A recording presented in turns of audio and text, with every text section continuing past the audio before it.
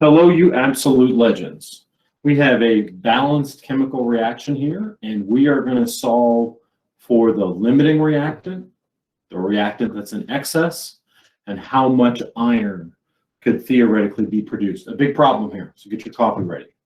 We have iron 3 oxide and carbon reacting to produce iron and CO2.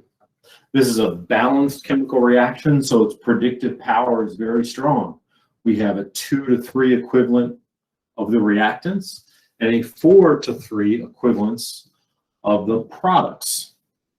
Now, what we're going to try to imagine here is that we can pick up individual molecules of iron oxide and of carbon. And let's imagine that we have 20 molecules of iron oxide available in our lab bench. And we want to find out ultimately at the end of the day how much iron could be produced.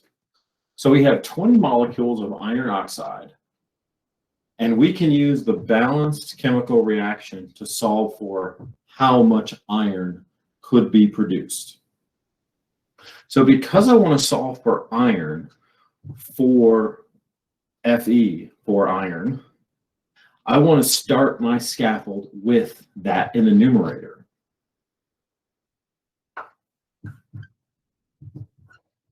Because I'm starting with iron in the numerator, I just need, it's already in the place I want it to be for the answer.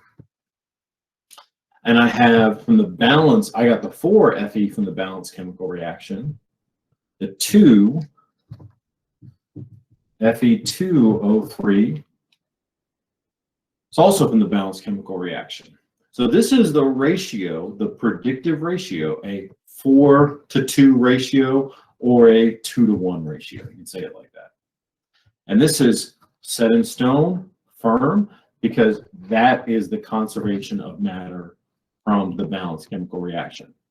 Now, the reality is I have 20 molecules of Fe2O3.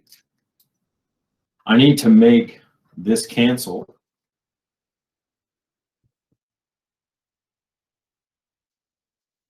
Note the color scheme I kind of have of what came from where.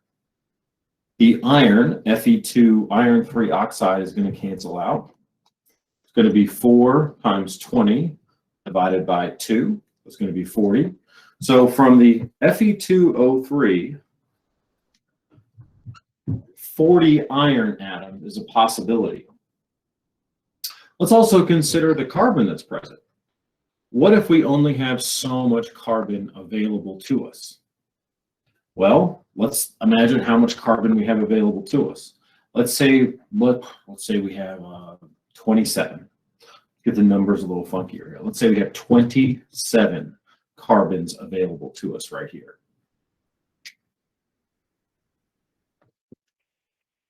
27 carbon atoms. From our iron 3 oxide, we could produce 40 irons. From the 27 carbons, how much iron could be produced here? Let's start our scaffold with the same type of ratio we did before. We want our final answer in irons. So let's start with that in the numerator. And we're starting with carbon, so let's put that in the only other place it's available in the bottom. And then because we want to know the ratio from the balanced chemical reaction, 4 to 3. So this is a 4 to 3 ratio of iron to carbon in this balanced chemical reaction here. We said we had 27 carbons.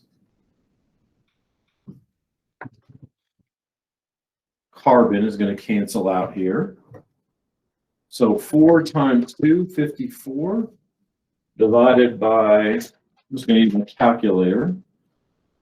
4 times 27 divided by 3 is 30. Oh, that comes out to a whole number. Nice. So that comes out to 36 irons could be produced.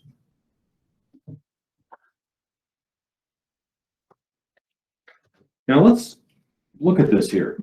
We did two problems, A and B, and we got two answers.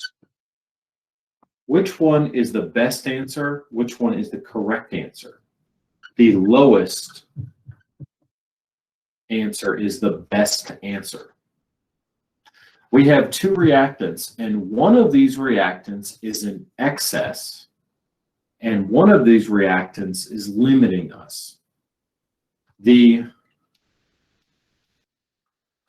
limiting reactant is the one that gives us the lowest answer.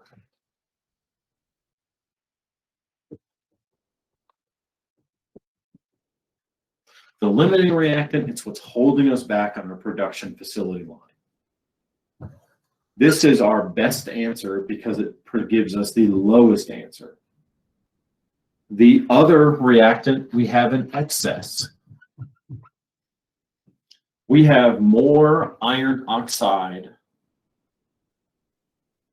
with respect to carbon, and that's evidence in how much could theoretically be produced here independently. I hope this helps. Thank you.